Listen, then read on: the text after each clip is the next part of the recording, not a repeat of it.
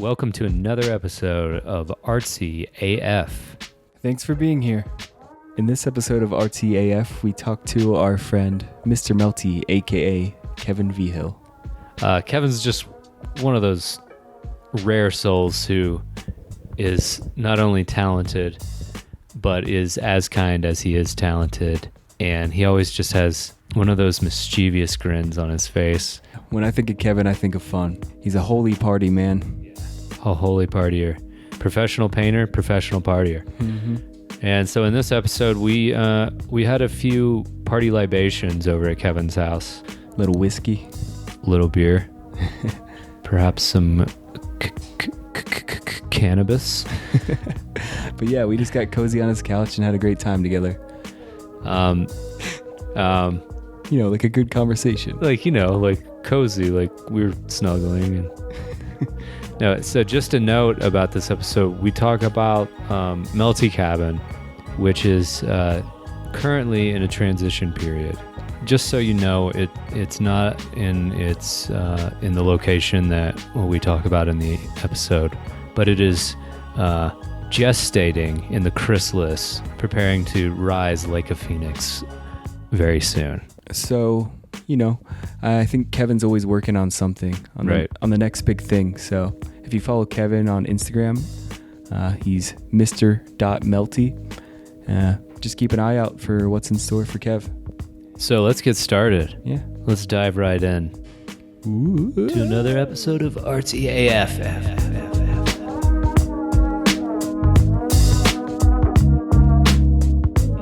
Well, I mean, you've already got Mr. Melty, so. Yeah. Shit, heavy hitters. This is huge. It is, dude. Hey, like, who else do we know that owns their own art gallery and is an artist and has their own clothing line? I'm sure there's a few of us. Because we don't know. You kind of hit. You're hitting the art game from about every angle you can. It's pretty impressive, man. Well, I mean, that's just the way art is. I mean, you got to diversify in order to get that, crowd. Sustainable living. Yeah. Yeah. Absolutely. I mean, like in the times in between live painting and whatnot, I'm doing illustration. Yeah. Yeah. Are you still doing that that gig? When we came out to your place in LA like a couple years ago, you were doing maybe a real estate illustration I'm still doing gig? those. Yeah, it's for a client out in DC. Nice. And still keeping me busy. It's my bread and butter. Sweet. Yeah, real estate illustration. Who would have thought? Yeah. Just like who would have thought I would be making and designing clothes? Had no idea. Do you throw your real estate shit into your same world as all the rest of your art? With, no. The Melty flows? I mean, as far as like my process, a little bit goes with like digital illustration and concert posters. I use a few of the same techniques, but I don't put it out there at the same channels like as Mr. Melty or anything like that. Yeah. I have a separate area for that. So then illustrations. They put the house on the market with a painting of the house in there that you did, and it comes with the house? So what they would do is they use it for promotional material or a closing gift. Cool. So that way they can, either give like a really sweet, unique present at the end of their, agreement or whatever. I don't know how it works. They sign over a house to you, and then they just get a cool little painting, and that's it. That's awesome, man. Right on. That's it. Nothing cooler than that. Do you sign them Kevin? Yeah. Actually, I don't even sign them at all. I don't sign them. It's up in the air with like, with what I should sign it as. Yeah. Maybe Mr. Kevin. Mr. Kevin. Kev, I've been curious about, so, like you have your free flow, like out of your mind paintings that you do, like just personal shit. But then you do like a lot of really awesome, intricate illustrations for like concert posters and stuff. Right. Was that something you grew into later in? Like, did you start out grooving on paintings and then people started digging your shit and you kind of... Yeah, definitely. And then I think I ended up starting to do them like digitally just so they transferred well for screen printing. Yeah. So you can get those exact so that's matches. where like that little marriage of styles comes from. Right on. Is screen printing. Mm-hmm. And so that's how I ended up getting into business with Sean over at Black Cabin Press. Yeah. So Kevin owns... Melty Cabin. Yeah, what would you call it? It's like part owner of it. It's me, Taylor, and Sean. We're all equal partners in Melty Cabin. It's is as much as it is a printing shop or more or less a brand, like a lifestyle streetwear brand, and that just happens to have an art gallery in it that we show, local artwork in once a month. Oh yeah. Yeah, it's always hard to figure out what the fuck it is. But it's it's just like anything new, it's just always evolving into something that is meant to be. Yeah, did you go into it with a specific vision, or it's kind of like as you're doing it, you're kind of understanding like, yeah, we don't want it too much to be a shop? I guess I did. I went into it thinking that like I had a place to show my artwork and to show my friends' artwork, and at the same time being able to print our own clothing in the back. Right on. Yeah, it's cool. Dope. I Yeah. love that spot, man. Yeah, it's cool. I mean, I really love being able to have you guys there. Yeah. And I mean, as much as it is about me and my artwork, it's like equally as much about everybody that I've come across and being able to showcase theirs. Yeah, and that's what I'm saying. It's like that whole community vibe that you bring in, and you're bringing your friends in, and I think that's like a big intention of this podcast is just to rally the troops and like kind of put out into the world what kind of special creative people we all are. We really are, man. We're a special little cluster of individuals. little cluster, I think it's really cool what you're little doing. peanut cluster, Like, peanut gallery cluster. Yeah.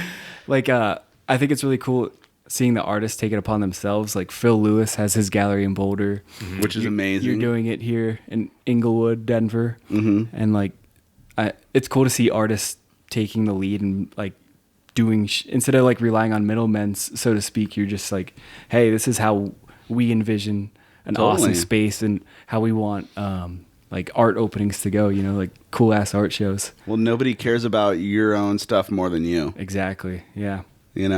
And so that's why we did take it upon ourselves to make this thing a reality. Yeah. And we didn't have too much to start it out. It was just more of a less like a thing that just needed to happen. So we reached around and hit up our friends, see who wanted to help us out, getting going, and saved up a little money and just made that shit happen. Yeah. Didn't you say the idea came? Weren't you golfing with Sean? Yeah. So he owned the screen printing place and he had like a storefront that he wasn't using. Yeah. It's like, oh shit, I'll move in. Well, yeah, I was told we were just about to move out of Denver because our lease had just ended, and we wanted to make that next step of having a gallery and having a place, a permanent location where I could show my work. So we were talking about moving back down to New Mexico because that's where I'm from. Yeah. A lot of family down there and a lot of connections. Excuse me. Little beer burps. It was nice. And so he interrupted my train of thought and told me that like he had this space that was totally available and that he'd always wanted to do this. So it was pretty serendipitous that this had happened. And that golf game ended up being a pretty good one. That's awesome. Started a whole new chapter. Is that crazy how you kind of just start doing the art thing and then it keeps opening up to you? Like, Yeah. Like these weird opportunities, these synchronistic moments open up. Well, it's just so versatile. I mean, the world of art is just so versatile because you can, hit it off of somebody that has nothing to do with like what you're doing, but they need art done. Yeah. You know what I mean? Exactly. Like fucking monster truck rallies. Those guys have sick shirts. Somebody's making those. Yeah. Yeah, everybody needs art. I think it adds beauty to any endeavor you're trying to accomplish. Totally. And that's why like we're always trying to stomp out the whole preconceived notion of a starving artist. Yeah, thriving artist. Exactly. It's Get that kind of a word out of there. silly idea at this point. It really is. It is. There's no reason why we shouldn't be, honoring and accepting our artists as a whole world, because they really do keep things beautiful and make things genuinely awesome. Yeah. Yeah, it's value that like will go on into the future well after we're gone. For sure. If you think about like beautiful places in the world, whether they're like temples in Southeast Asia or European cathedrals, like people come from all over the world to visit those places, and it actually brings like tangible wealth as well as like Absolutely. just awesome beauty to the place. Yeah. I mean, every single place like that you mentioned, I mean, they're beautiful because of art. Yeah. And the belief behind it. Kev, you've been doing this thing for a fucking minute. I mean, have you created Art? That thing of art? Yeah, This art. thing, Like, I've been doing it for a long time. were you doing it when you were a kid? Did you go to school? So I had been doing art and like on my desk in high school and stuff like that, but nothing serious until I actually got kicked out of high school for having some mushrooms. So I some booms, bro. It was some booms, dude. Yeah, and so I actually had all my credits done, and it was like the semester before I was to be like going to graduate, and I ended up getting the boot, went to another school, had all my credits done. So instead of just going home early, my dad made me stay at school all day and just take a bunch of other classes, and all those other classes were art classes. Nice. Right on. So they just gave me my own room, and I kind of just went full send into it and started doing art every day of my life. Nice. And so, I mean, getting kicked out was the best thing that ever happened to me. Yeah. Because after that, I decided I wanted to go to art school. So instead of like not knowing what I wanted to do, I was still up in the air with my whole life. Right. So did your parents, did they recognize it in you that you were? Totally. My dad's a painter. He's a fabulous watercolorist and, oil painter and acrylics and whatnot. How cool to see his son And my continue grandpa, the too. path. Totally. Oh, wow. So they were really, really Sweet. supportive of the whole, me becoming an artist and spending all my time and money on it. So I went out to art school in Sarasota, Florida at the Ringling School of Art and Design, Right on. where I graduated with a BFA in illustration. Nice. So that's where all my illustration processes and techniques come from, is just from school. Yeah, because seeing your illustration techniques, I'm like, all right, this dude's on another level. Right. So it makes a lot of sense that you were trained in doing that. Yeah, I mean, took like figure drawing class and painting classes every day for 4 years. Right on. Where they Wow. just stripped your foundation and knowledge of art. And I mean, which really sucked at times because I just wanted to draw some goofy shit. But at the end, you always listen to what Picasso said about learning the rules before you break the rules. Exactly. And I feel like that had a hell of a difference in my life. Yeah. And in my art. Yeah, and you have that, it's so ingrained in you that you can kind of just throw yourself in any crazy state and flow out of it. But you have like this really nicely balanced, good structure in a way that you create that you can just fucking go insane off Yeah. of. And sometimes that's hard to shake too. You know what I mean? You still need to shake that in order to achieve something different. Yeah. Because I mean, if you just paint the same as everybody else did in figure painting class or, whatever technical, parameters, Has no it's just flavor. going to be the same, can so be you need to boring and pop flat. off and get a little weird sometimes. Yeah. Yeah, I'd say you found Yeah. a flavor. Yeah. You could run I've with. found the flavor early, which is nice. Yeah. A lot of people always talk about like, how did you find your style? And it's like, well, I have no fucking clue. My style just found me. Yeah. I mean, It's same just thing a with you flow. guys. I mean, you Yeah, think that your style just like I think it's just a evolved, natural. or you think it was just there? I think it's just a natural expression of your, I don't know, not to sound too hippie, but like your energy. And Yeah, like, your inner being. yeah. And so you just get better not and too hippie, better it's just real at ass shit. expressing it, Yeah. see- Yeah. Yeah, and it is real for Yeah. sure. Just like a mutant with abilities that they're just trying to Yeah. hone in on. It's- Exactly. Can't control them. Yeah, it's interesting because like, I mean, I'm thinking right now about like how traits, like genetic traits, manifest themselves later in someone's life. Like some people have like a genetic predisposition to become schizophrenic, Right. but and this is an extreme analogy here, so try and stay with me, I guess. I don't know, but so I'm with you. some things. I know you guys are good. But some things like smoking weed or taking a high dose psychedelic or something will put a person who's genetically predisposed for schizophrenia into like permanent schizophrenia. And so I think about the same thing with art. If you're like maybe not genetically predisposed, but if your personality is kind of that way, it's like something in life, like in your case, like getting kicked out of high school or whatever it is. Like for me, it was like a bad breakup and not knowing what the fuck I was going to do with my life. it's like these external forces kind of like unlock your mutant abilities. Yeah, they really do. And, you know, for a lot of people, like, depression or really shitty times in their lives really push out the most beautiful thing. It really, You know, so I mean, that's one thing that, you know, we can say to people is that, like, fucking harness it.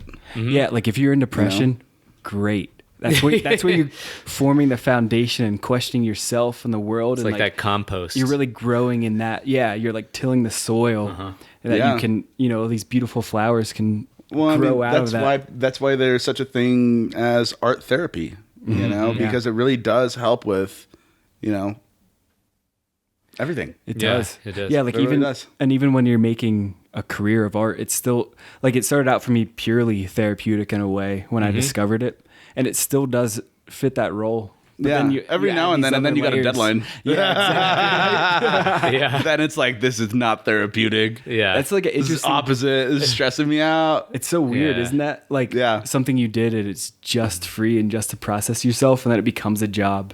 And you do have a deadline. But I mean, there are still times and moments in my life where I can go ahead and get down on a piece where it is therapeutic. yeah, Oh, for yeah. sure. I mean, where I do just tap in and, like, you know, soak in the vibes.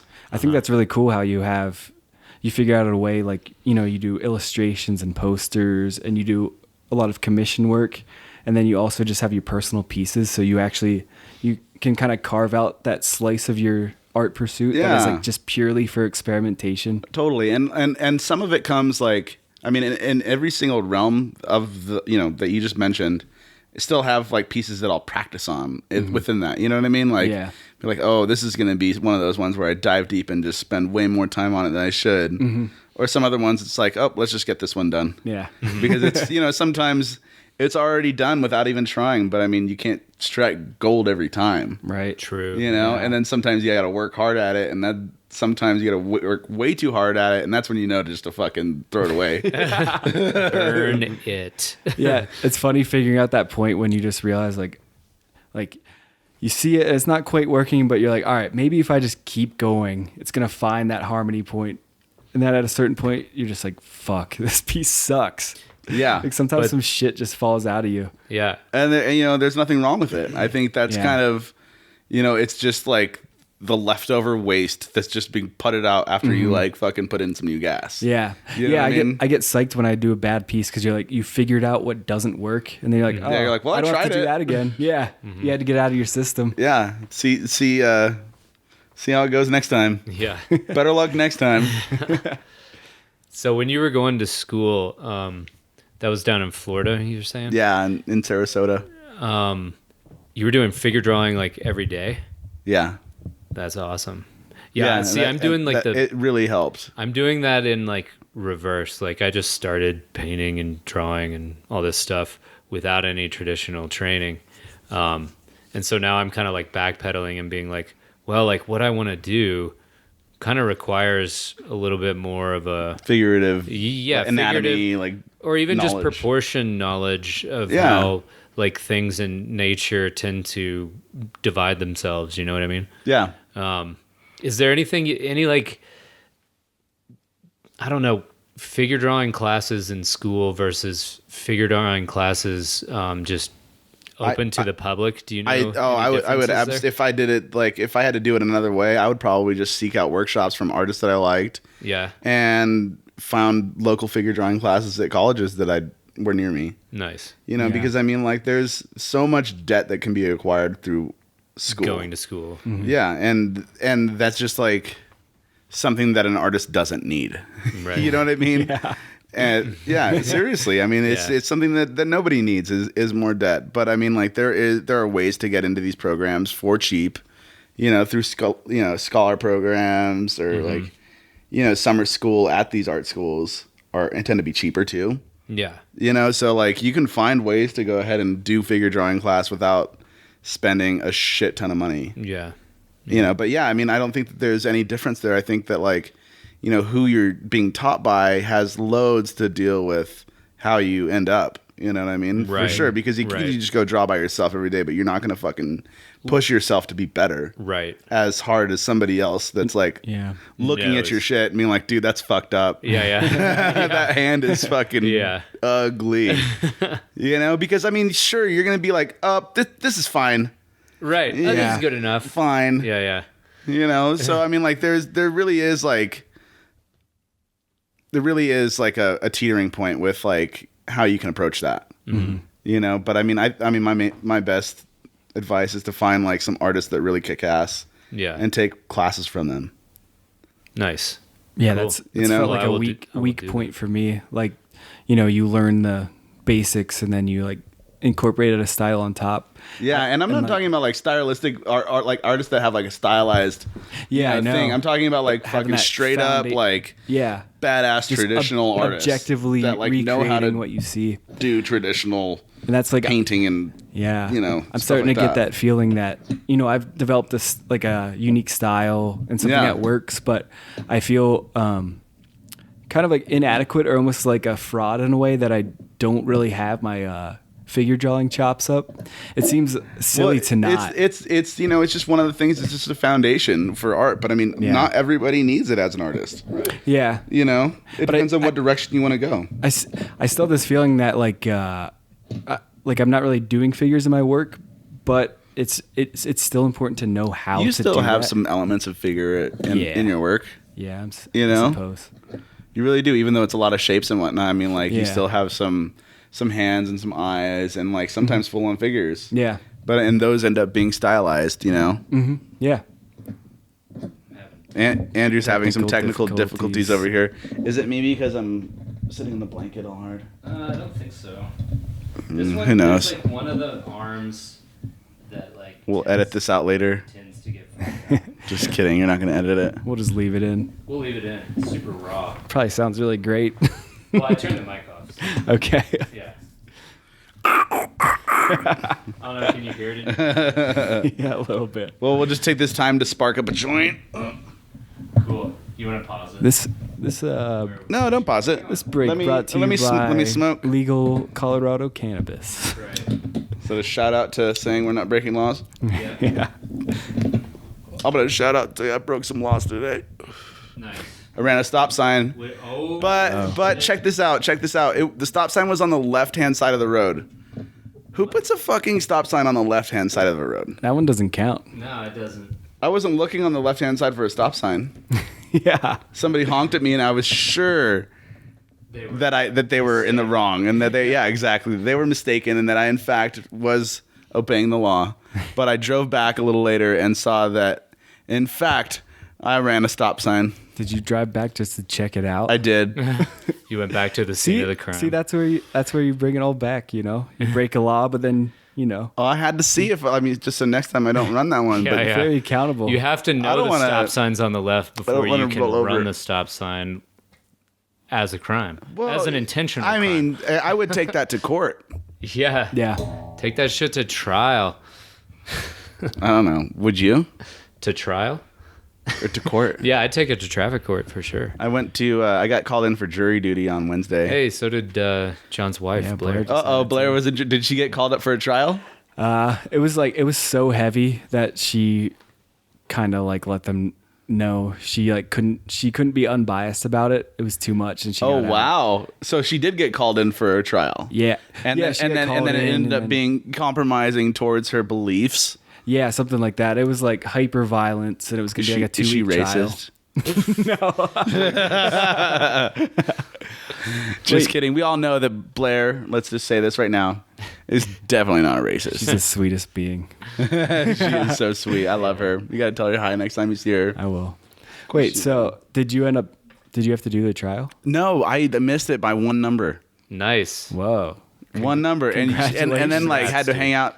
So they had like a little break after they did the first call for jurors. Right. And they said, you have another 45 minutes to go do whatever you want.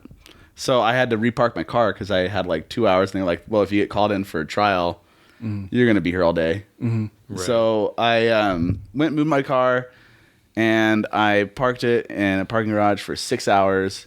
And then as soon as I got back, they said, no more jurors today. Yeehaw. So everybody's fucking threw up their fucking briefcase in the air and got all stoked. And then Like I go back to my car and I got a fucking parking ticket In the garage? in the garage for my my registration was out of date, but I have the registration done and filed and the stickers in my glove compartment. That is the biggest bullshit thing. I can't believe that I hate parking authority Such an idiot. Can give you a registration it's like if your violation? car is in the right spot, but they can get you But on you know your what? You're at the registration, too. courthouse and guaranteed you have some bona fide like police officers that are just like in trouble for something that Yeah. they just like made them do the parking lot Yeah. duty. Yeah, totally. So this guy's all disgruntled anyways, so he's pissed. Yeah. That's another thing So about like I was thinking about that pretty hard.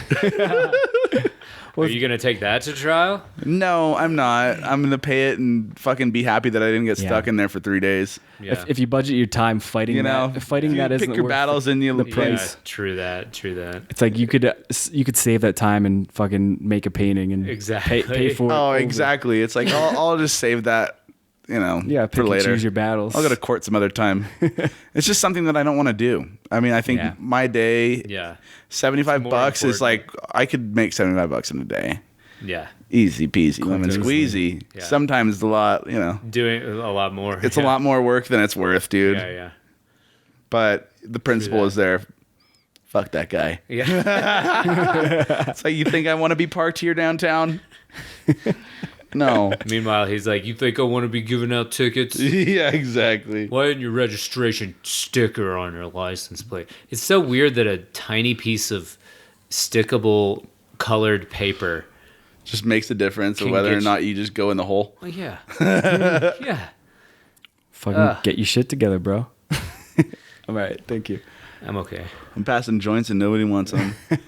That's okay. Well, if I smoke it, I'm not gonna talk at all. Let's get John silent. Silence him. It's what everybody wants. Next question, something- John. something I Let's think- talk about some stuff. Something I think is super cool about you and your friends is that, like, the vast majority of your crew, whenever you're painting at festivals or hanging out, like, you grew up with them, right? Like, you went to high school with a lot of your friends that you're still hanging out with today. I mean, you know what? Not a lot of them, Okay. but there's still people that I've met along the way that have been like around me. Mm-hmm. You know, Yeah, you guys. there's still old friends, Yeah. It's but like, it's been like a long time since I've been in high school too. yeah. Well, it's cool. It's Like, 15 years. I think what's amassed around you is like, I mean, everybody talks about you and your group of friends in such high regard.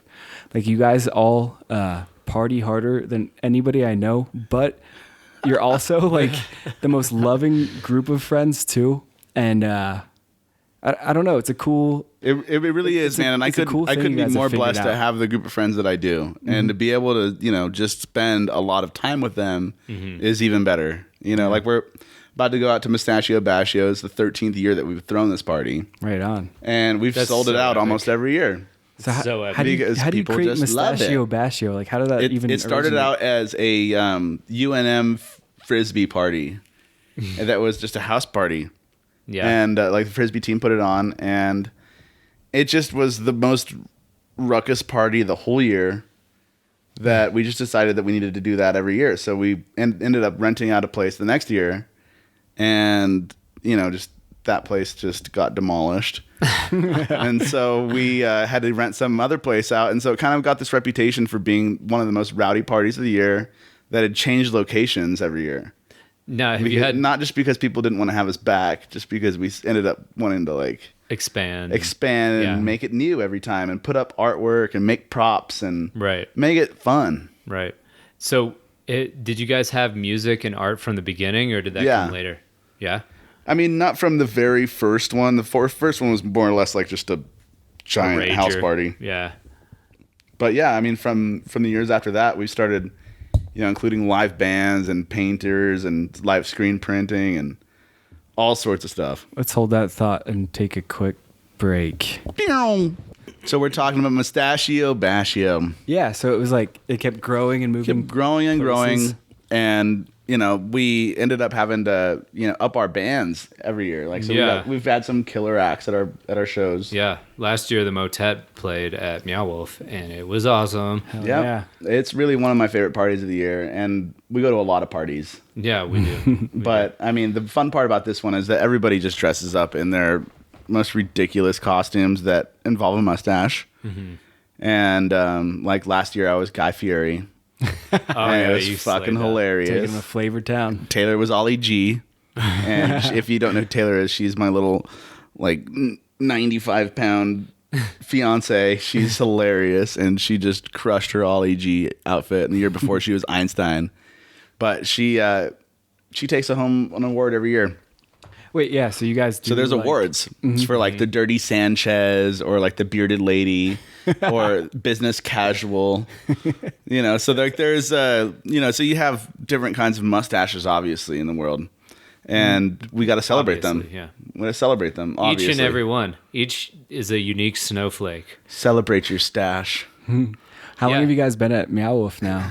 This will be our 3rd year at Meow Wolf. Right on. Well, pretty much since they've opened. Yeah. Yeah, that's epic. Yeah.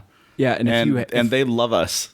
I'm sure, man. Obviously. It's so conducive to the energy. It sounds like of what Meow Wolf is. It is hilarious. Totally is. I mean, I was at one of the they had like a pop-up Meow Wolf party here in Denver of last year at some point, and I overheard this conversation from somebody that had been to Mustachio Bashio, and they were just saying that it's my favorite event of the year, that it was like the most hedonistic party that they had like been to, and it was ended up being one of the sound guys that works at Meow Wolf, and so he's seen a lot of good shows there.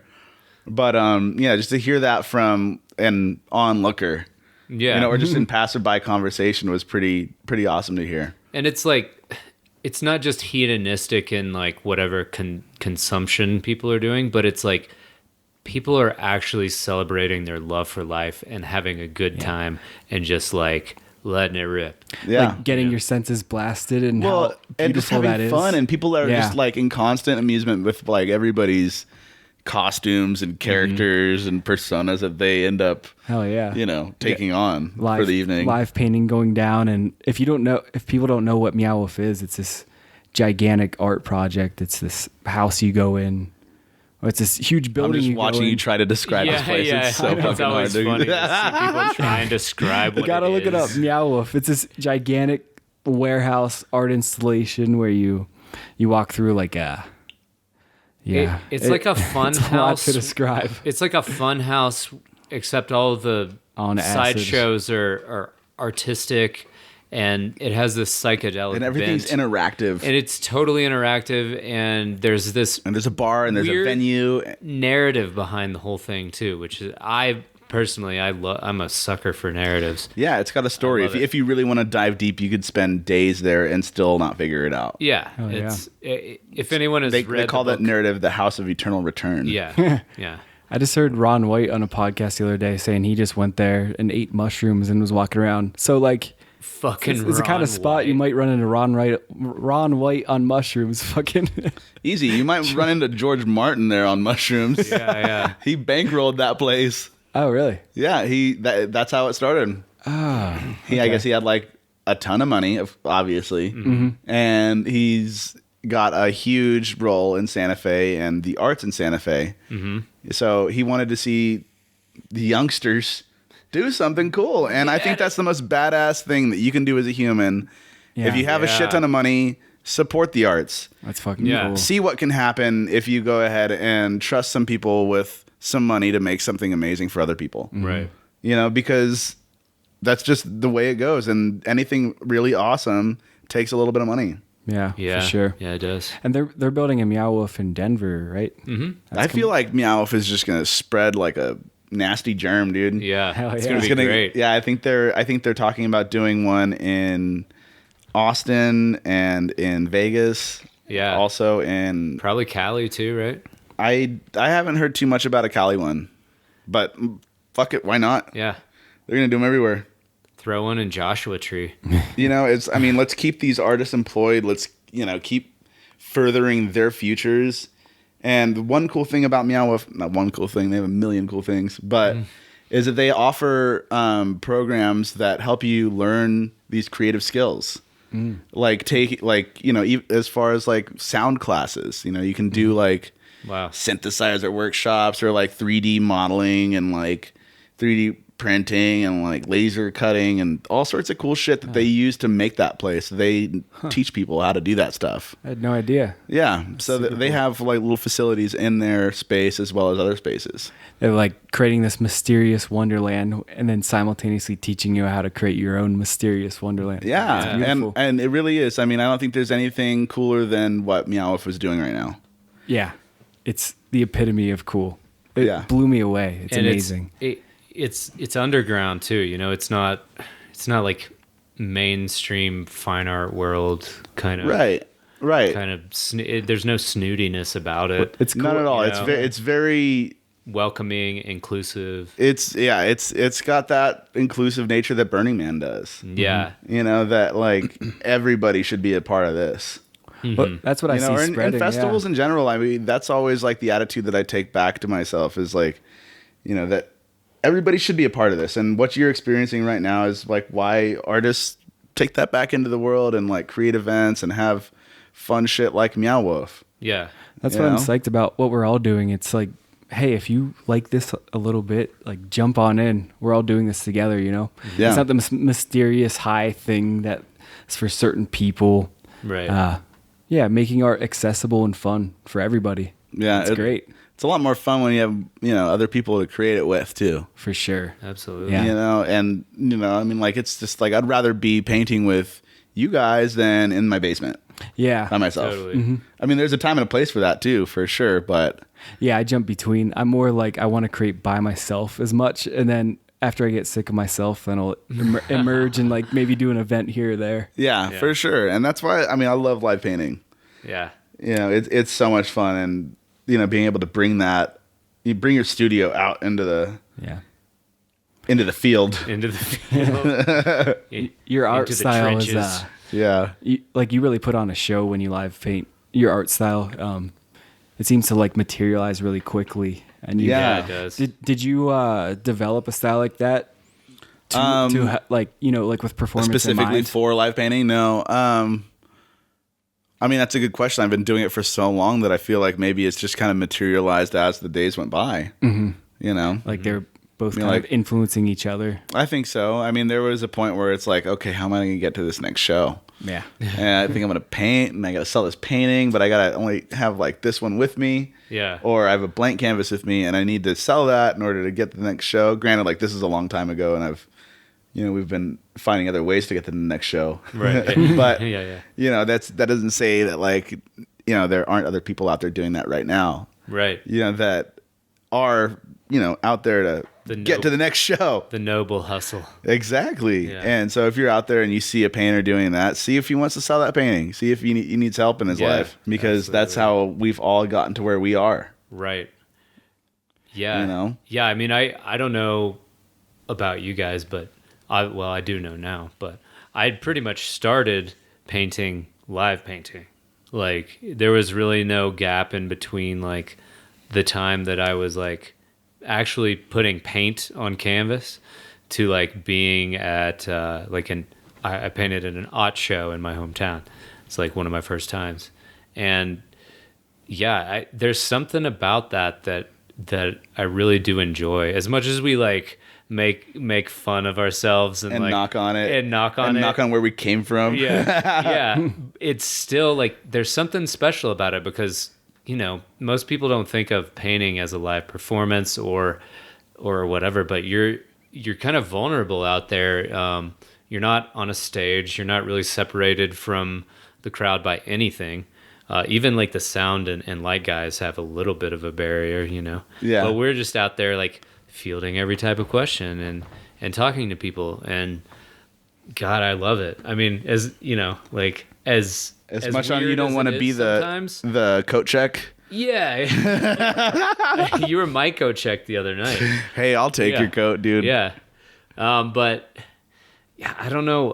But as for some of those other scramblers, They might have to just keep that coat on. How many coats have you collected over the years from people just being like... Actually left them there, or like at one point had a pile of like 50 coats. 50 coats. 50? That's where you cut people off. You're like, I've got too many coats. It's if it's piling up above the easel, we're fucking toast. Yeah. We're doing no more coats. Yeah. Well, that's interesting how like you weren't established as a painter and you just went ahead and like live painted, and you guys both live paint a lot. Have you guys always been pretty social creatures? I mean, you guys know a lot of people and you talk a lot, and I think that's interesting because there's different ways people approach stuff. Like I was always a little more shy and internal, and I figured out how to be a good painter before I ever had the balls to like do it in front of people. Yeah, so it's interesting to see how those two things merge. So would you say that like your social skills have been improving since you've started to live paint? For sure. Yeah. It helped a lot. Broke John out of his shell. It did. So when did you start live painting? It was have you ever heard of Pancakes and Booze shows? Yep, I have. So I did one of those in Philly, I don't know, like 3 or 4 years ago. And oh wow, that's super recent. Yeah. I've been painting it was probably like 3 years. I've been painting for like 6. And I was terrified, you know? Yeah. It was such a terrifying experience because I don't know. I just didn't know what to expect. Weren't really like. I didn't know if people would think it was cool or, you know, like I had no idea what I was doing. And then that was fun because like you get out and you're painting, people have like questions for what you're doing, and that they're so intrigued by it. So that was fun. Yeah. But it's interesting. I like hearing what people have to say. Yeah. Right? Yeah. Because some people's interpretations are completely different than your own, and it brings meaning to it too. You know, it's really always nice is that sometimes, like the very rare sometimes, is that somebody will have a good idea about what you should do with it. But most of the time, they're just wondering if you painted all the paintings all at once by yourself. Did you paint that? Every single one of them, all 30 paintings here. Yeah. I actually built this building we're standing in right now. Yesterday. I wrote these songs that we're listening to. Yeah. No, but I mean, sometimes somebody does have like a really good idea about what you could do with your piece, and it changes the game. You're like, oh, fuck yeah, I should have done that a long time ago. It's like crowdsourced it's a inspiration or crowdsourced collaboration in a way. Or just a constant critique. Yeah. Yeah, this one guy came up to me one time at Cervantes, and he was like just pretty high or something, or drunk or whatever. But he was like, "What are you going for here, man?" And his tone was like pretty aggressive, and I was kind of like, at first, like, "Yeah, fuck you, man." Yeah. If and you then get I was mad, like, that means he's on to something. And then I was like, let's see what he has to say. And then I was like, okay, I'm getting mad, but all he kept saying was like, "What are you going for?" I don't really. Oh, so like, what are you going for? See, that's not constructive. It wasn't constructive, but he was also right. It kind of is. Like, if you're just like, I still don't know. Yeah, but that's okay to not know. It's okay to true. not know. And that's okay to like. There's a time in live painting wherever you're just like. There's a time where you're still figuring it out, and that's the beauty of it. Right. Is that you get to see this thought process unfold in front of you. Right. You know, and that he should have just appreciated that. Yeah, and but that's also what I was kind of trying to tell him. But then I kind of took it to heart a little bit with like a grain of like, fuck what that guy thinks, but also, what does that guy think?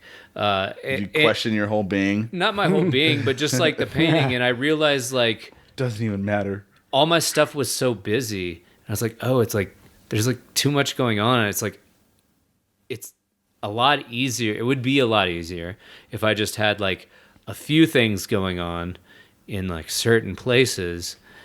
And I don't know if that's what he meant to do, but it kind of sparked this like, but that's how you took it. Oh, I should like trim it down a little bit because this is like a tome and we need like a novel. Yeah. You know, this is like the Odyssey, and we're looking for like maybe a John Grisham novel or something. Ooh. Maybe not Talk a John lawyer Grisham. To me. Michael Crichton.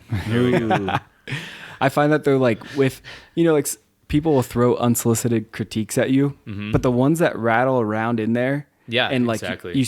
you know, you're like, you get kind of like upset or angry or like it's because it's triggering something in you that's been dormant that you know you need to address in a way. Like shit that holds no weight, it'll just fucking roll off your back, like whatever. Absolutely. I'm doing my thing. Like these stupid little comments about having to paint every single painting. Yeah, that's fine. Like there's one comment that really like that I took to heart. Like, oh man, this is like Wakarusa maybe 2012 or something. Nice. And this was at the point where I really was like painting to get to the next show and just like going like Hustle. painting a painting, selling it for like $100, $200. Yeah, and then going to the next show or something like that. Mm-hmm. And I remember, and I was like doing some really cool work and really quickly and really large for how quickly I was doing it. But Michael Garfield came up to me and he was telling me like, man, I really love what you're doing here, but I would love to see what would happen if you ended up spending more time on it than just a show. Mm-hmm. And I was like, oh, fuck, man. Like, you're 100% right. I would love to see that as well. Yeah. So I started, taking some pieces home and not selling them. Right. And just, evaluating their, potential and giving them the time of day that they deserved. Yeah. And I think that was like one of the most influential critiques that I got live painting. Yeah. Right. Yeah. So, yeah, it's crazy when an artist can kind of finesse a critique well enough like that. And Michael, I mean, geez, he's like if that dude tells you something, you should probably pay attention. Yeah, it's like he's the first. I love hearing what Michael's got to say. Yeah. Mm-hmm. He's a good dude who just had a baby or is about to have a baby. He's about to. We're trying to. His due date is on. We're trying Bashio date. Yeah. He was like, I might just come to Bashio. I was like, well, don't miss your baby's birth. We're trying for a mustache party. We're trying to wrangle in a podcast with him when we go down there. Hopefully, I mean, well, whenever the baby comes, that's great. But if it's not there when we get there, we're gonna try and. I'm hoping she goes into labor as we're doing it. Did you catch beneficial? That? No, I didn't. What did he said he hopes that she goes into labor while we're doing the podcast. The epic, dude. So we can do a live audio. Oh, that'd be birth. Fantastically shrilling. Put the mic up to the baby coming out. God. There's some ASMR. I would love for to you. hear that. Not. No. Just kidding. But seriously. But yeah, but I mean, think about all the placenta. No. So back to critiques from artists we respect, right? Man, Michael was like the first live painter I ever saw. Oddly enough, at Wakarusa in 2010. Oh, right on. Yeah, this is when I had drawings, just like pen and ink shit. And I saw him standing at a show later on, like at a tent or something. And I was like, hey, man, I saw you live painting. That was awesome. I was like, kind of like, cool. Yeah. And he was like, cool, man. Do you make any art or anything? And I was like, I had like this like satchel full of prints. Oh God, I love that. And I was like, love yeah, that. Do you want to see them? The old print and he satchel. was like, he like looked at him and he was like, just like kind of nodded his head, which is like, at the time I was like, what's he gonna say? He didn't really say anything about him. He was like, these are cool, man. You should keep doing it. And sometimes that's all you need. Yeah. And I've kind of tried to take that into my own perspective, I guess, about the whole thing is like, when someone less experienced is like asking you for your thing, you just give them like, just keep doing it. Just keep doing it. Oh, for sure. I mean, all you can do is be encouraging of art because there's no point in saying anything else. Right. And we all sucked when we started, but just seeing somebody I'll have like the heart to say that like you should work on it too. Yeah, totally. But it's like about you should the work tone. on it. It's encouraging. Like keep going, exactly. man. You can find out where it can go. Yeah. You can definitely say you can work on it with not being an asshole. Yeah. Exactly. Yeah, and I'm not saying that he was an asshole. No, he was definitely not. I mean, absolutely not. I walked away from that just like beaming. Like it's a good example of just. Well, and just that, you know? And like an artist you look up to, just for them to pay you a little bit of attention and just to encourage you on your path, especially when it's young. Which is so funny that like now that we've kind of turned that page as to people actually looking up to us, and it's fucking odd and it is strange weird. And just so everyone invigorating and awesome. It's weird. Yeah, it's weird to be terrified and like just throwing shit at the wall and seeing what sticks, and all of a sudden you wake up one day and like people are coming to you for advice. And thinking that your shit's cool. Yeah. It's kind of crazy. And then, you realize like, like Randall Roberts, he was like a mentor to me.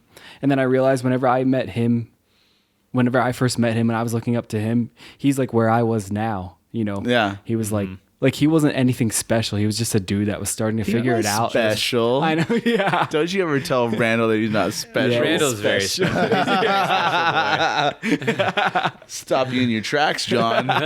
Hold up right there, partner. Yeah. There's a picture of Randall in the dictionary under special. Special. Oh, he's a sweet boy. I fucking love him and Morgan. I know. So much. I mean, let's just, talk about our friends that are artists. I fucking love each and every one of them so much. And they all bring such unique shit and flavor to the table. All these different And flavors. that's what we're talking about here, man. Like, this is why we did this. I think it's really cool that you guys have started this podcast to just dispel say hi. Yeah. To like say hi and introduce yourself, and also like dispel the mystery of these people. I mean, like before I knew all you guys, I thought you were all like, you all knew something I didn't know, where we're like these like we're all just people that sit on our couch eating fucking cinnamon toast crunch and drinking a Rolling Rock. Yeah.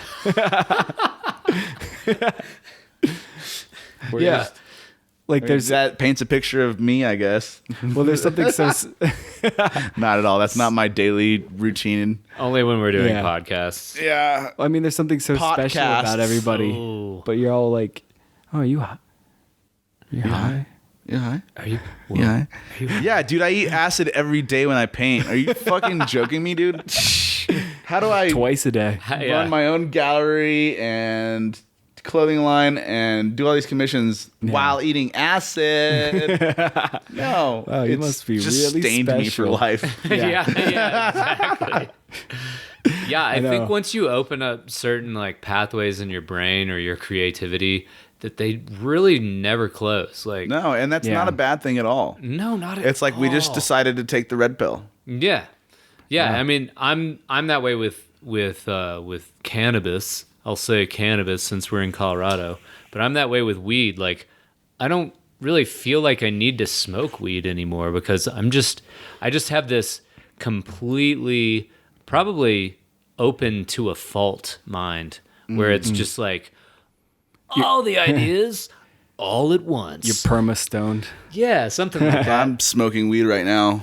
You are, and it's I'm glad that you're getting on my level. But I finally I feel like these neural receptors are just closed constantly. No, open them up. It's funny. I go through like phases. Like I took like a couple month break from weed, but then I bought some edibles yesterday, and then it's kind of new again. You woke up high today, didn't you? I did. You did. I can tell, John. John. I'm still a little foggy. It hit me hard. Open your eyes. Open your eyes. You're high. She's tired today. I mean, he. Did you say that earlier? Oh. Yeah, you did. Yeah, you both call me coming full circle with it. Yeah, calling. I did. How dare him a you? lady.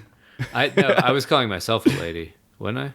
No. No, you called me a lady too. Yo, let's talk about your posters, man. Yeah, well, I'm working on a poster right now for Mustachio Bashio. We talked about earlier. It's a fun ass party at Meow Wolf, and this year we've got Orchard Lounge headlining the show. It's gonna be a fantabulous one. And then my buddy Simon or DJ Zenova, who also throws down that ghetto glitch fucking funk bass music. Yeah. It's good. And then we got my buddy Disco E from he's actually also in this band called the Monophonics from the Bay Area. Super funky. They get down, but he's got a side project called Disco E that is just nothing but the golden disco classics. And he'll throw it down. But anyways, we're working on a really cool poster for it. Got a little gnome in it. A little gnome with a mustache. How long have you been doing posters? I've been doing posters since about 2010. Damn. I know. That was it's a long before I was time. even in the game. So. I know. Isn't that crazy? Yeah. That's crazy. It was for a band in New Mexico called Lost Lingo. And I went on tour with them Did live painting. That's where I first started live painting. That's the best, going on tour with someone. Yeah, it Shout was out to so my much boy fun. Quali, Aaron Holsapple, who just had a baby. Hey, the Hog Boy? Yeah, one of the Hog Bros. Hog Boy? Hog Boy?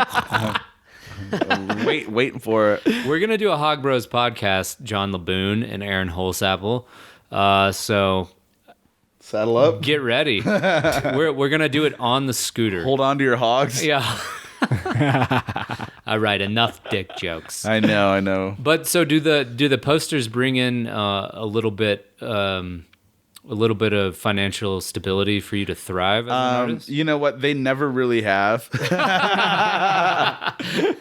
You know what? No. No, I mean, well, just think about how, musicians, go about life. You know what I mean? Like, they really, really, really do their best to, make it. And in the process of doing that, they're spending so much time on gear, or so much money on gear, so much time in the studio that cost a shit ton of money. Yeah. And yada, yada, yada. That, like, to the point that they are not financially capable of making themselves look good, when they're so concerned about making themselves sound good. Right. Yeah. Exactly. That, like, that's always just like icing on the cake. Or something. Yeah, it's really just kind of a afterthought, and whenever you, somebody comes to you with it, like the notion that it's not an afterthought and they actually want to spend some money on it, then that's stuff that really like takes off because you're able to spend time on it.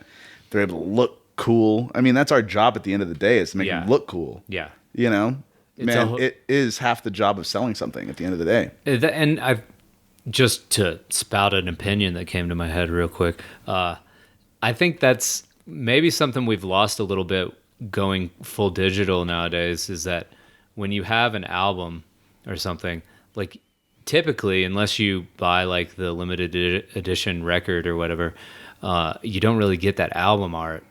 Yeah. Like that whole Totally. I mean, that's not a experience. format that really is all out there. I mean, sometimes it'll just be like a cover and a back, with just text for the song titles. Totally. But I mean, that's always something that I like to throw out there with people. It's like, do you want to do an inside jacket and a CD cover, like CD, image? Yeah. Keeping that And everything else. legacy And they're like, alive. no, we're just gonna have the old burn CDs in it. Yeah. And it just doesn't look as cool. And granted, like, not everybody's able to pay for that. Right. Exactly. It's just that, like, it does cost money to make shit look cool. Mm-hmm. And after it's all said and done, Yeah. you don't really like see You're all just that like- money. you're just they end like- up spending all the money on the printing. Exactly. Exactly. There's something really cool from the outsider's perspective, though, like seeing these concert posters that you do, like this controlled, well-designed piece of art, like it makes you look awesome. Yeah. And Yeah. it's very respectable to do that. And so, like, I feel like excellently. I've found more of a market in actually doing posters than album artwork. Yeah. Yeah. Is what I'm getting at. Mm-hmm. Because people will sell, 100 to shit. Like Grateful Dead have, let's see how many posts. This is a limited edition of 2015, and they sold out in a night. Damn. You know what I mean? And Yeah. you're selling those posters for $45, $60 a piece. Yeah, I mean, it's a they nice can make little their money chunk. back, Oh, and yeah. afford to pay you what you're worth. But that's like the Grateful Dead we're talking about here. But The some other richest ones like, band in history. yeah, I mean, so we're talking other, smaller numbers where you go ahead and have a limited edition of 200 posters. Yeah. They're still able to make, a few $1,000s off of it and hopefully pay you Right. like $1,000 or so. Yeah.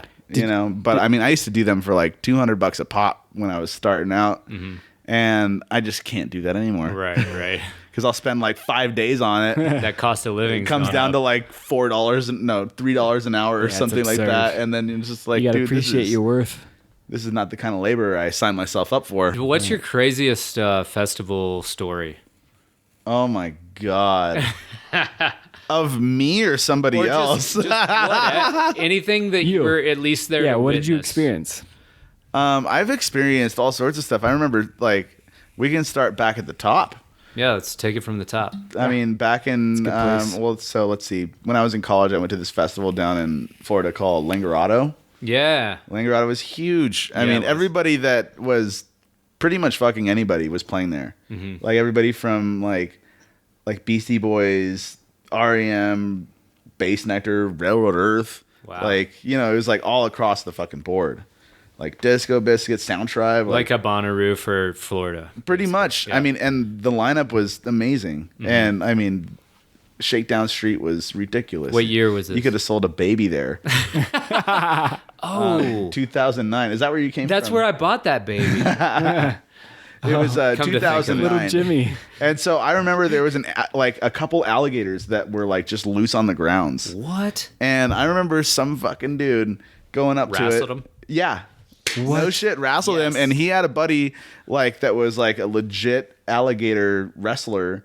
And Legit alligator. yeah, I mean, you're in wrestler. Florida. That's You're Florida, man. This is the Yeah, I festival's held suppose, in the yeah. Everglades. I mean, when in Rome, this dude is fucking in Rome, and he decided to put his head in the alligator's mouth. Oh, God. Like this, I mean, we're talking a 13-foot gator too. No. I mean, this thing's huge, but he knew what he's doing, and Did he? apparently, if you don't like touch its tongue or the roof of its mouth or anything, It won't. it won't close or snap shut Jesus, dude. because their eyesight sucks. And What a stupid skill to have. yeah, I mean, I'm not. I had no idea, man. I mean, like Say I'm a desert boy coming from New Mexico, straight into the heart of the Everglades, and I see this going down just on a, you know, On some dusty log. psychedelics, you know. And this dude has his out head in an alligator, and you know, this happened for like a good like hour or two, and my mouth is just jaw dropped. But Did someone stick their nobody head died. in your mouth while you were watching? They could have. I wouldn't have closed it. Stick my head. But in I my mean, mouth. that's just one of them. You know, I mean, seeing some dude just wrestle an alligator in the fairground, or not fairgrounds, in the festival grounds, That's epic. is pretty crazy. Yeah. I mean, there's all sorts of crazy ones that I've seen too. Yeah. But I mean, festival stories just go for days. Yeah, they do. We could go on for We could have a whole podcast dedicated on to festival that. stories. Yeah. Oh, I This remember. one time, this girl crawled out of the porta potty. I remember my question. It's What not- was it? It's not as fun, but it's interesting. Did you take like design classes or do design school as well for knowing how to do posters? Not really. I mean, I took a graphic design class in order to learn, like, you know, Photoshop and Illustrator and stuff like that. But as far as poster design goes, not really. Right on. All right, cool. That's all I had there. No, I mean, no, I love posters, and I'll still continue to do them. But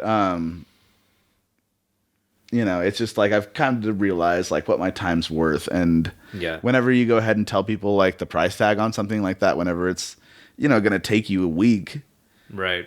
they're not so into it, Yeah. and so I'd rather not take it. Yeah. Yeah. You know, it's just like we so busy with the shop and, you know, getting other artists rolling with our schedule that it's just tough to do all the time.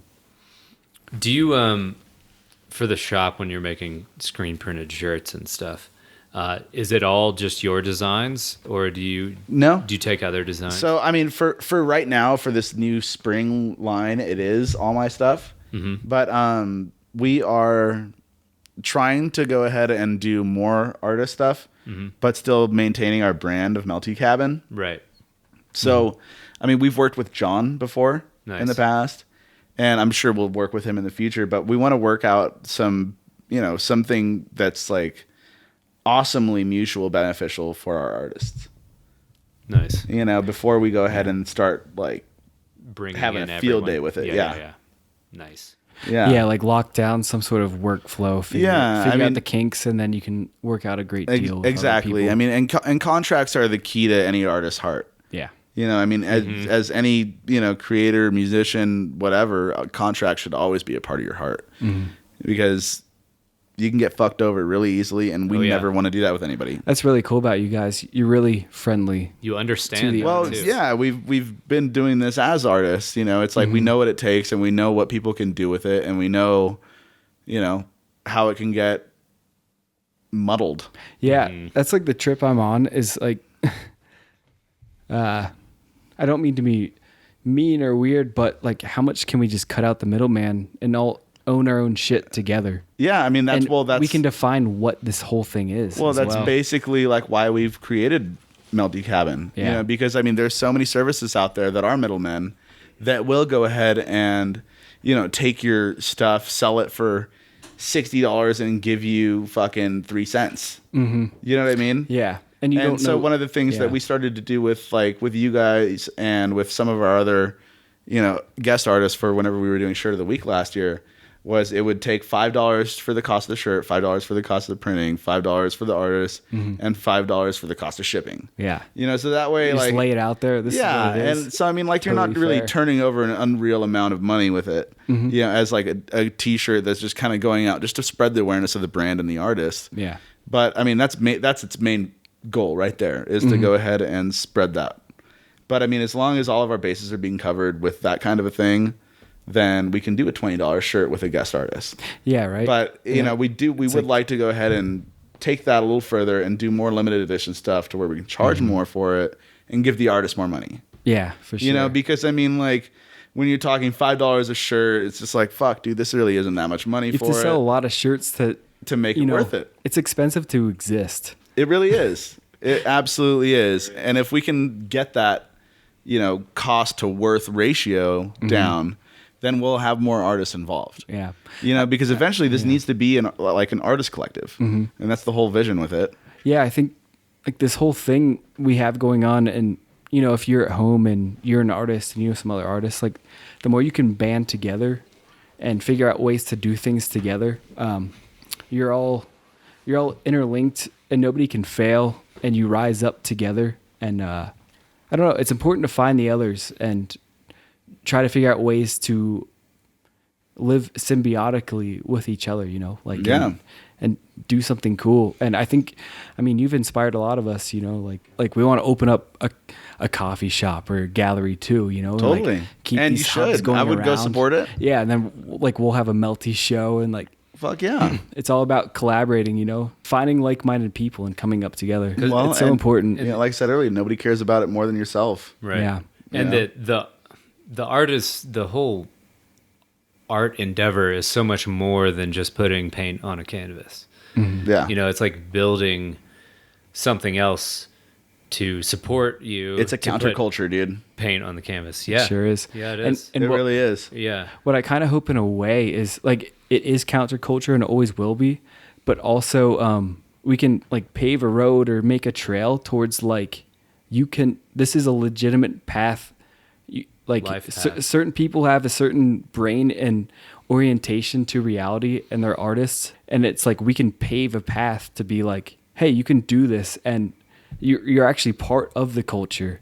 Yeah. Yeah. But it's also simultaneously outside of it. But I think the more of us that gravitate towards it, it becomes a legitimate pathway to life. Yeah, for sure. It's pretty cool. I mean, and the thing about art is that it's always been a legitimate pathway, but other people have always held the strings as to how it becomes a legitimate pathway. Right. Yeah. Or held the strings that gather the money from it and, rip the artist out from underneath it. Yeah. I mean, and it's still going on today to where we are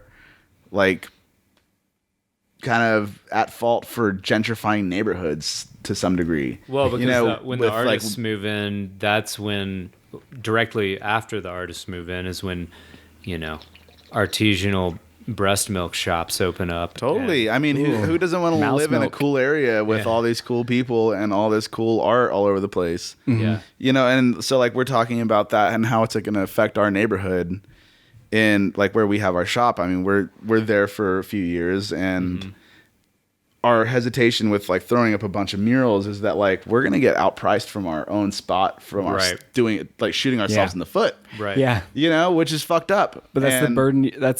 How do you escape that? It's that's the role that an artist by having plays. somebody that's a godsend and will buy a block Yeah.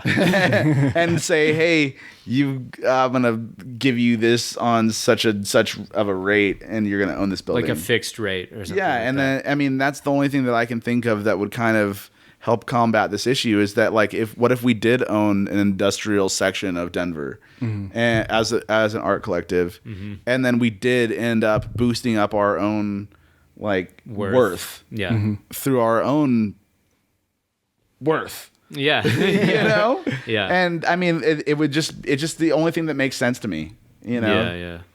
But until then, we're just going to keep shooting ourselves in the feet. Yeah. Over and over again. I've come to this realization recently that I don't really want to license people anymore to sell my images on things. You know what I mean? Well, unless it's really worth it. Except for Unless like it's really worth unless it's like Melty Cabin. Right, Somebody that's what I'm like, saying. Yeah. Or Thereta or somebody that's like running that is not going to fuck you over and Buy give you artists a for decent artists. deal on things. Yeah, yeah. Many Visions right now, I'm getting my hoodies through them. They're great. Yeah. See, Yeah. I mean, there are certain people that you can work with. Yeah. You know, but don't work with these big companies that are just going to give you chump change. Right. Because Right. you might as well just be going through yourself and saving up a little bit of money to put out your own items. Mm-hmm. And I think artist merchandising is really where it's at for artists to kind of have that consistent money to be able to keep creating art without having to have a silly job Right. Yeah. that they don't need. there's Because no I way mean, around there's it. plenty of other people that don't have that talent to fill that job. Yeah. Right. You know, but whenever there's people that really like should not be doing anything else but what they're fucking amazing at, Yeah. that's just what they need to be doing. Right. Yeah. Right. Yeah. So I guess that's how we create the world we want to see, right? Is by doing things like this and giving ourselves and building for ourselves a space in a world in which we can do all those things. Yeah. Yeah, we wanted to ask you about we're talking a lot about the business aspect of this, Oh, and- but like, And like Melty Cabin. yeah, but we wanted to know what's the purpose of making art. Like, do you have a like a kind of meta purpose or philosophical foundation from which? Yeah, I mean, I think that all kind of, all the roads lead back to being happy. Mm-hmm. And this is always something that I had always just loved to do. That I didn't really want to, venture off and do something else because I'm good at this. Right. And like I think being good at something that like comes natural is something that just is just amazing. Yeah. To where it's like some people are really good at riding horses. Right. Some people are really good at fucking juggling. Right. But I'm really good at art and I just can't not do it, Mm-hmm. That I feel like it's just something that I'm able to tap into, and who knows where that into is. Mm-hmm. But I think that's always kind of my goal is to like find out where that comes from. Yeah. Yeah. Yeah. It's just a form of meditation to me that I really enjoy. Nice. And that's and it helps bring joy to others, and whether they like looking at it or whether they're inspired to make their own. Mm-hmm. I think that's kind of like where it comes from, and that like it's never been about the money. Right, for of me. course. You know what I mean? Yeah. And it's never like any reason that I would be an artist, but it is like one of the reasons that's also like making me do it. It's like, Yeah. it's like I don't want to do anything else. Well, I better fucking make money doing this then. Right. Exactly. You know what I mean? Yeah. I don't think any artist would make art if it were about the money. Oh shit! There's a million of them, dude. You think? Thomas Kincaid, Starting out. Jeff Koons. Let's just fucking keep going, man. Yeah, but of I'm course. saying starting out. Like, And Do you they think just they grew started into out, the like- worst person ever. yeah, okay. Yeah, I true. mean, for sure. But I mean, like, I hopefully don't want to turn into the worst person ever. Well, right, of course, but But there's always a balance. I mean, and balance needs to be like, I mean, my dad's always told me that balance is the key to life.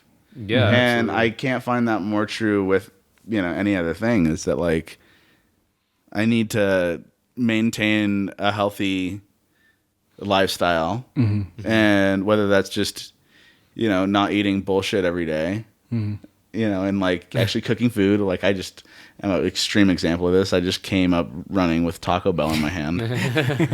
But no, that's just because I haven't been taking care of myself. I've been working too much. But yeah, I mean, there's got to be a balance to that, and knowing like, okay, yeah, Kevin, you fucking ate Taco Bell today. You can't do this for another like fucking year. yeah. But yeah, I mean, there's just always a balance between like making art and making an income. you know, that needs to become part of every professional artist's life, whether they like it or not. Right. You know, like we all have to eat and we all have to sleep somewhere. Right. You know? Yeah. And it's the inevitable curse of being an artist, is like having to make money doing it. Because none of us really like want to fucking put a price tag on this. Yeah. Right. Because it's priceless to us. Right. You know? And then you're like, well, if I'm going to put a price tag on it, Yeah. you gotta I better be supporting myself with it. exactly. Yeah. Exactly. Like figuring out how to appreciate your soul and be yourself as you take it to the professional level, and never compromise that in a way Yeah. as you figure out how to For sure. use it in the world. And then there are other artists that will go ahead and just abuse that power too. Yeah. Yeah, like some of those artists that I just mentioned, like Thomas Kincaid. If you guys aren't familiar with who he is, yeah, he's the Hallmark Jesus. Yeah. I mean, But fun fact, he was the richest living artist ever in history. Until he still is. Still, like, Is he's he's dead. dead, right? He died from like popping too pills. much money. He died from having too much money. He drowned in his own money. He drowned in his own misery. Yeah. That's the There's thing. that balance again. You Like abuse you that can power. be miserable and rich. Yeah. Everybody has a dark part of their lives. Yeah. Even if you're raking in the dough and, whatever. And he didn't do any of those paintings either. Like he had for the latter half It was of his all life ghost painted. Yep, through like artists in the studio. Damn. And he signed them all. Son of a bitch. Don't you hate him? Yeah. I think I know. So I don't feel bad about anything bad that I have to say about Thomas Kincaid. 'Cause, Or Jeff Koons. yeah, I Yeah. mean, like, who cares? Yeah. Who cares? But to bring it back to you, Kev, I mean, what you pump out into the world, I think it makes people feel happy, and it also has this element of like Makes me feel psychedelic happy. mysteriousness to it. Yeah. Like, you could see like you depict this getting blasted and going to these interesting spaces and this freedom. I think that's And, why so many people think that I just eat so many drugs. Yeah. But yeah, and you're even just reflecting on those experiences, man. Yeah. And I think you alleviate the pressure of the world, like to look at your painting for 5 seconds to an hour, and it makes you feel free. And I think that's a really cool thing to do, with your art. Yeah. And it speaks to your mission in a way. It's definitely the point of it is, to be happy. Mm-hmm. And Cool. it's like one of the most rewarding things in the world is to see somebody else say like, "Oh, I'm going to go paint tonight." You got Yeah. me stoked about it because I Getting mean, people like, fired up. Or do that thing The hardest that you've been thing- putting off. yeah, I mean, the hardest thing is sitting down to do it. That's You know, just that's step what I one, tell and people. That's Whenever they're like, "Oh, I've been wanting to do this for fucking years, if not decades, or if not their whole life." yeah. And all it takes is just setting the time aside to go sit down somewhere and make yourself do it. Yeah, and then the momentum builds. Yeah. Like pursuing it fully and doing it to a high level. It's like if you're in a basketball and you see LeBron James play, you get inspired to fucking get Go a shoot some basketball hoops. and go shoot Yeah. hoops, Yeah. If you're totally. an aspiring artist or you want to live a creative life and you see this awesome artwork that's a testament to dedication and celebration of life, it's like- like you're fired up and you're ready Totally. to go. I wish they had like live painting videos, like fucking Like like highlight reels. snowboard videos Yeah, or yeah, something. yeah, Get me all yeah. stoked. Me like, sick. Did you see him paint that face? Oh, I want to Look go at that paint some swoop. faces. Get stoked, man. So, what artists are you influenced or inspired by, or like, who are the artists or painters that you look up to that you think have like not only made great work but also been successful and have done it right? All right. Well, they're not really like in our scene, so to say. But I Right. mean, I got to say that one of my favorite living artists that's like, I mean, shit, he's only like 10 years, maybe 20 years older than I am. But his name's Jeremy Lipking. Yes, You know who he dude. is? He's a Yeah, phenomenal he's figure painter, yeah. landscape painter. I follow him on Instagram. He is a beast. And Yeah. I just can't appreciate his art and his, attention to detail and lack of detail Yeah. or whatever it is that makes his paintings like enough. Like I love it so much. Yeah, yeah. And he's made such a career out of being a professional artist doing what he does. That it's just flawless. I love it. I mean, another artist that I really look up to is Crayola. Yeah. Oh, yeah. I mean, in a totally different realm. Right. You know, Illustrative versus like, classical. for sure. And like, I mean, I think what really strikes me with these people is that like they've found a way to make a living off their art, but still be true to themselves. And I think that's what's the most inspiring. Is like you can see some of these artists that just go one way or the other. You know what I mean? Yeah. And you know, really seeing artists that have figured that out. I mean, who knows? It might have taken them a millennia to just like get it right. You know, who knows if they've been getting it right the whole time? But see somebody in their fruition is just like prime. And those are some artists that I would go ahead and say are doing that. Yeah, totally. So for me, it's got to be living artists right now. I like Billy Norby. I haven't heard of him. Yeah, he's great. I'm gonna check it out immediately though. Fantastic figure painter, but also it has a narrative to it, and he has some pretty psychedelic and sci-fi kind of stuff going on too. Right on. I really love Matty Clarwine. Yep. I mean, just absolutely a legend. Is he still alive? He's dead. Yeah, and Venosa too. I love them both a lot. Totally. And then when I was on it with the Venosa, and Clarwine. How do you pronounce it? I say Clarwine. Clarwine. Yeah, I don't know. I love his work. I mean, I remember like just staring out at the Santana cover. Abraxas, yeah, that's what started me out on this. Yeah, it's beautiful. Like it's amazing, almost tribal. Yeah, you know. Yeah, totally. Yeah, and bringing it back full circle to album art. I mean, there's a guy who made his living off album art, kind of in the beginning. I mean, his paintings by themselves are epic, but being able to team up with someone like Santana at their fruition, you know. Yeah, I mean, that's a time and a place to be alive for sure. Yeah. I love his work. There's some other. It's gonna make no sense just bringing him up because I don't know his name. Forget that thought. I'll come up to it. I'll come up to it later and I'll show you his work. But I think you're gonna find it super similar and you're gonna love it. Yeah. He's living. Yeah. Ooh. Alive. He actually had some work up at Miris's first show. Were you nice. at that show? I don't think I was at the very first one. Oh man, that Miris gallery is pretty sweet. It's nice. They're doing it right. Yeah, they are. Yeah, if you're in Denver or happen to be traveling to Denver, see what the Miris gallery has over on Broadway. Mm-hmm. Those guys it's always are dope. something good. They're on the north side of Broadway or on the south side of Broadway. We're a tiny little joint. We're a tiny little joint. They're a big old joint. Yeah. So come support us too. See grassroots and see as high level as it kind of goes. Yeah, because you can see where all of this kind of starts. For sure. And that's what I really love about our space. Yeah. Is that we are bringing so many up and coming artists into the scene and giving them a platform to showcase their work and put it out there. Yeah, it's like it's the difference between coming to your place. It's very warm and loving, and there's a family vibe in there, and it feels very friendly and close and connected. And then Miris, it's more like high level. It's a place to be seen. It's a thing to do. But, you come into our spot, we'll fucking give you a hug. Yeah. For sure. We'll play some jams for you, and we got all the free PBR you can drink. You want to make some friends? It's a place to go. And LaCroix, too. Oh, yeah. Can't forget the sparkling water. We got to give all of our non-beer drinkers a beverage. Yeah.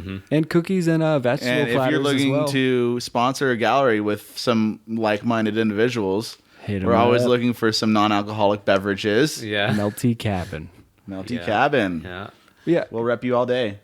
Hey, Kevin, what about... I was kind of fascinated whenever I hung out with you painting at Gem and Jam.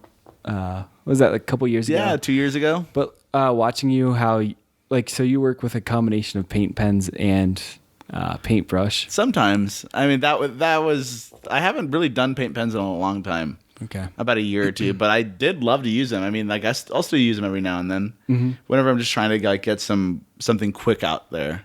Does that help you with like getting your an illustrative drawing technique in there, like get lines that you might not otherwise find with I think paintbrush? so. I mean, especially whenever you're doing it live, so you don't have to dip your brush in your pen or paint all the time.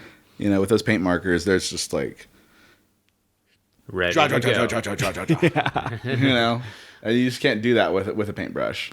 Is that something you've like faded out of? You don't do that as much anymore? It honestly depends on what's in my paint box. Yeah.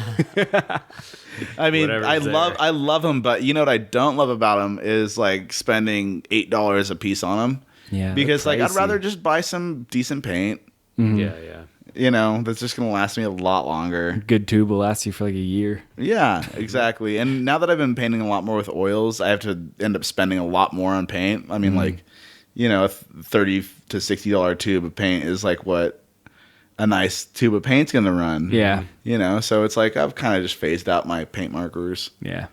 Right on. Just because I really love oils and I can kind of do that draw technique with oils because they just run longer. Is that your Stay preferred wet. medium using oils? Yeah, I don't know why I've shied away from it for so long. Dude, I'm scared Same. and I need to start. I started to do acrylics because oils out live Yeah, painting live was painting, just yeah. a fucking It's hard. bitch. It's hard. And I'd get sand all over shit or paint all over my car or Taylor's car.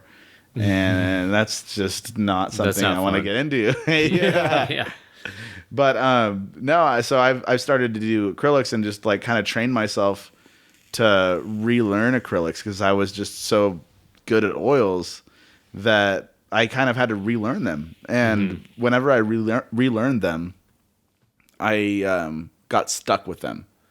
You know, so I would just use them in the studio and whatnot. And then this last year, I started pulling out my oils and just going balls to the wall with them. And I thought to myself, like, why have I not done this sooner? Dude, same. I'm Yeah, on and an it was oil like 6 painting right now. years. Yeah.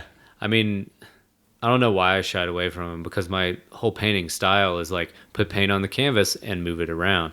Yeah. Rather than just put paint directly onto the canvas perfectly, like right there. Oh, and that's You know? acrylics. Yeah, that's acrylics. That's like, what that's my whole game. Yeah. Yeah, is perfection. Sean is chiseled perfection. He is. Look at him. He's a fucking Greek god over there. Just slipped right out. Do you have I tried to grab him. do you have like a routine you do every day, or do you just what on the spectrum are you between? So you want to know a day in the life? Yeah, just because like, from the outside watching you, it seems like you're just living this chaotic flow, but you get so a much good way. you're a mysterious guy from the outside, man, because like you're always having a good time and like You're like, whatever. Where did it come from? But- How but- did he get that done? Yeah, but you get so much Always done. here, so, there, and everywhere. yeah, is there a method to your madness? Nonstop is my attitude, man. I literally don't stop. I wake up pretty early. Like today, I woke up at 7:30 or 8. Let my dog out. Go chill. Check my Facebook messages or my Instagram messages, or like post something or whatever. Kind of like try to get that social media post stuff done. Get it out of Yeah. the way. Out of the way, or schedule it for later. And then so I'll just like do that while I'm drinking coffee. And then I will go down in the studio and see what needs to be done with my commissions, or if I have any deadlines coming up, I'll probably start on that job right away. Like today, I started up on this Mustachio Bashio poster right away. Made some breakfast after I got started, and then whenever I'm not doing commissions, I'd probably be at the shop working on digital design for, you know, t-shirts, hoodies, or some of the other cut and sew stuff that we're doing. And I spend a lot of time there. So I mean, I try to switch it up a lot from being, if I'm working on Melty Cabin design, apparel stuff, I'll be at the shop. And then if I'm working on my own paintings or commission paintings, I'll be here at the house. But so usually a bulk of the day goes to me just working. And then I'll probably stop like around 6 or 7, eat some dinner with Taylor, and then depending on the day, I'll just like keep working until like 3 or 4 in the morning. yeah. And then I'll just wake up at like 7 or 8 and do it all over again. You get that little sleep every day? A lot. I mean, Burning the candle there's at both just ends. really, I mean, there's a time and a place, man. Like I really try to have a great time when I can, like on the weekends or something. I'll go out with my friends and we'll have a blast, and I'll get some rest. Yeah. And then, or not. And then I'll just start it up on Monday. I really try to keep this job scheduled like any other job. I start Monday and then go till Friday. If I'm not live painting on a weekend or something. Right. Mr. Melty's lifestyle, not for the weak whatsoever, dude. Not. You getting after it. Yeah. It's I cool. do. But I mean, like, there are times I've got a buddy coming in from out of town today, and he, works in the booze industry. He's a distiller, and like, we're probably gonna have some whiskey. That's kind of like your chance to recharge. Yeah, so to I speak. mean, like, Take a load off. I try not to take myself too seriously, and I try to definitely give myself a balance. Yeah. Take breaks when you hammer it hard when you're on the clock, and then fucking exactly. I mean, it all depends on the projects ahead of me and how into them I am. I mean, there are times where I had this solo show a few weeks back, and like I probably had like 3 hours of sleep the whole week. damn. Jeez, it was crazy. But I mean, I was putting in 30 paintings. I suppose you're not too to the show. You're not too predisposed to depression. That sounds like if I did that, if I slept 3 hours in a week, I would have a week-long depression after. I mean, I was definitely not the most pleasant person to be around. Didn't want to hang out with you. I got a little snappy. Yeah, I get angry. I got a little snappy, not gonna lie. I mean, like, but that's just what it took in order to get all these paintings done. You're pouring your and life energy into it. Yeah. And I mean, for those of you guys who don't know that what like goes into an art show, I mean, like, you gotta, obviously do the paintings. It's madness. And then you've gotta, catalog them by like either taking pictures or snapshots or whatever. But I mean, if you're gonna sell them, you want to have professional quality images so that you have them for life and make prints or whatever, and then you can get rid of your paintings on the spot. So you want to set up a time with a photographer to print or photograph all your paintings, right? And then you catalog them with all your titles and prices and media, and print out all that stuff, and then you have to frame stuff or get it presentable enough to hang, whether that's like putting wires on the back of each piece. And when you're talking a show with like 30 pieces, it's a lot of work. It's a lot of work. And there's nobody that's going to do it for you. Yeah. It's all DIY. Yeah. So, I mean, that's just before the show's even hung. Then you have to figure out how it's going to hang well and getting all the hardware for it. And usually you run out of hardware. So you got to make that late night run to Home Depot and get that thing on the wall. So, and then you got to promote the show. Yeah. Get people there. It's a lot when you step back and look. And then whenever the show happens, you have to mingle and sell a painting. Yeah. You have to be so internal getting all your work done, and then you hang it all up and you're completely exhausted, and then you have to participate, and you're the center of attention in a social event. Yeah, it's a So tough many hats gig. to I mean, play. some people are like, "Oh, whatever, it's an art show. You just fucking painted something and put it up." It's like, dude, this is like my life. Yeah. You play every role, Yeah. It's kind of crazy. It really is. And I mean, especially with running this gallery, like, we're not only doing that for myself, but like I'm doing that for other artists, and that's where people will say like, "Oh, you taking a percentage of these people's paintings?" I'm like, yeah, but they know that. They're aware of it. And yeah. That's just I'm glad for you to have it. in some, so we take 70-30%, which is like, in my opinion, pretty standard. Super standard and super reasonable. Yeah. It's quite fair. And I mean, like, when I was living in LA, there were galleries, like, the best thing that I could find for a gallery was 50%, 50-50, if they weren't taking 70%. What? Yeah, so what we're doing is the exact opposite. So the gallery would keep 70% and we would keep 30%. And that is like It's almost just rude. almost Yeah, it standard is. to some galleries that you'd see out there. I mean, like, it was. Yeah. It's. How I'm would sure. you even And you know price your what? paintings at I that I point? wouldn't even doubt that if there's like a place like that here. No, I'm sure. In there Denver, is. I'm sure Yeah. there is. I'm sure there is. Some of these galleries are really just gonna try to rake it. I think that's really cool too. I mean, like, you create a space where, I was able to show some work and sell some work for a price that otherwise, like, people aren't going to see it. I don't have somewhere to show it. And I get a nice chunk You got a Yeah, nice you chunk got paid. too. You got some originals sold through us, right? And then like you benefit from that too, and it's like, yeah, it's a fun symbiotic relationship, man. Totally. And that's what I love to see. I love to see our friends selling art. You know, because otherwise it's just sitting there in their studio. Yeah, Right. and it's like, yeah, Or out on display somewhere else, but it could be with us. Right, You know, keep it in right. the family. I think that's a really great perspective to have. You know, like being collaborative with your contemporaries. Like we're not in competition with with each other. It's more we embrace the idea Absolutely of not. our success is shared, and like we can all do something together. Yeah, and it's celebrating somebody's success is never going to diminish your Yeah. own value. Yeah, like when your Exactly. friends do well, fucking cheer them on, dude. Good for Yeah. you. That's awesome. Because you if know? they're winning, you're winning too. Exactly. Totally. Yeah. I am so happy to see my friends doing well. Like I can't tell you that enough. And there's so many times where like you see your friends not doing so well. Yeah. You know, and it's just like, fuck, dude, I wish you were doing well. Yeah. You know? And it brings you down a little bit too. Yeah, you know? totally. So I mean, like, it really goes to show that like, anytime somebody's doing well, everybody's doing well. For sure. Like, it's good to see that. It's a beautiful perspective. Yeah, between seeing the world as scarce or, you know, the world as it's totally abundant. No, I mean, I am happy that we do have, you know, I mean, like, it's like democracy in action. Yep. So, I mean, there's that. But I mean, like, who wants to be a part of democracy? When our own, Like that much of a part when our of own democracy. president doesn't. We won't go there though. Kevin's getting No. upset. Next No, time. I'm not upset. I'm just cares? crying I'm inside. kidding. Yeah. Yeah.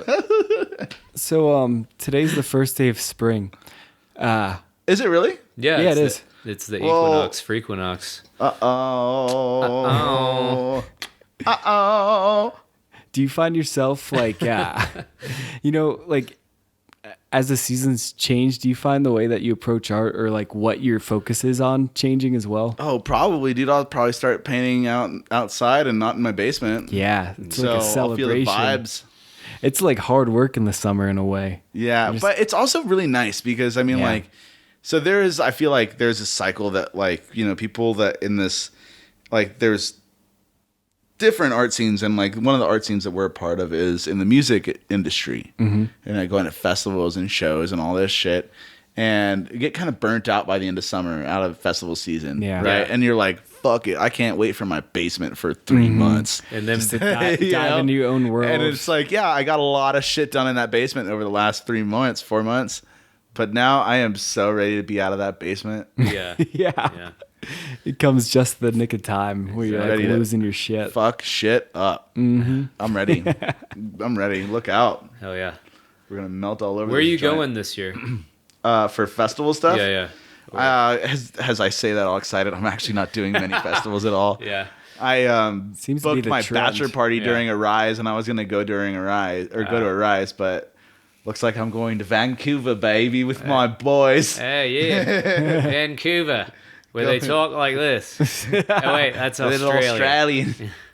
I'm going with my mates to Vancouver. Yeah, no, I'm hopefully doing Sonic Bloom. If not, I'm just gonna post up. Host. As But one yeah, can do. I think I'll probably just do that. I know that I think we're painting, or I mean, we'll see. Painting at Spangle. Oh, nice. Yeah. So there's that, Red Rocks, and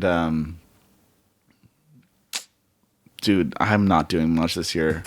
Do you see that as a trend? Like I've noticed a lot of artists now that I know that have kind of been doing it for a while and painted a lot of festivals are kind of backing off a little bit on doing festivals so much. Maybe like because the nature of that's it's really changed. like I think it It's- ebbs and flows. it really does. I mean, there's times where I would love to just be out there every weekend, but there's times where it's like, this is not worth it for me. Yeah. Yeah. And I think as you grow as an artist, you realize what's really like valuable for you as an artist, and that is time. Yeah. You know, because I mean, time, it takes forever to do these things. And, you know, if you come back and you party, you're going to spend another couple days like recovering. Yeah.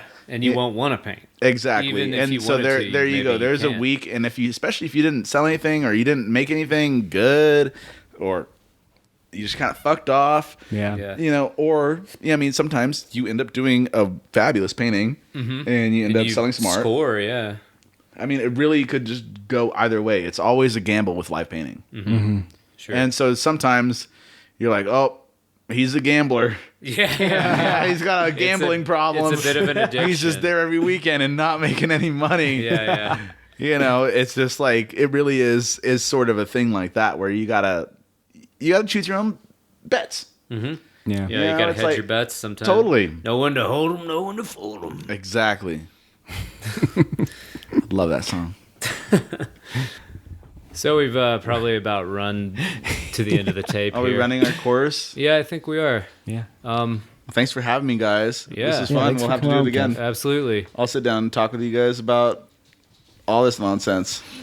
So yeah, maybe just give us a few handles or a few websites on the internet where people can find you. Well, you can find me at mrmelty.com or at meltycabin.com. Also on Instagram as both of those. Nice. Is your Instagram, it's just Mr. Melty, no period. There is a period. It's Mr.Melty. Okay. Nice. And then Melty Cabin, It's all just one word. Melty_cabin. Melty_cabin. Cool. Nice. Thanks for making that clear, John. Yeah, no Yeah. problem. John's And, good like that. Me, I'm just like, yeah, whatever. He's punctual Yeah. and articulate. And punctuative. Oh, wait. One thing before we go that I wanted to ask you about is, you go by this pseudonym, Mr. Melty. Is it a pseudonym? Yeah. Yeah. Yeah. How did you come about calling yourself Mr. Melty? Mr. Melty came from so many people just trying to figure out how my name was pronounced that I was just like, fuck it, dude, it's Mr. Melty.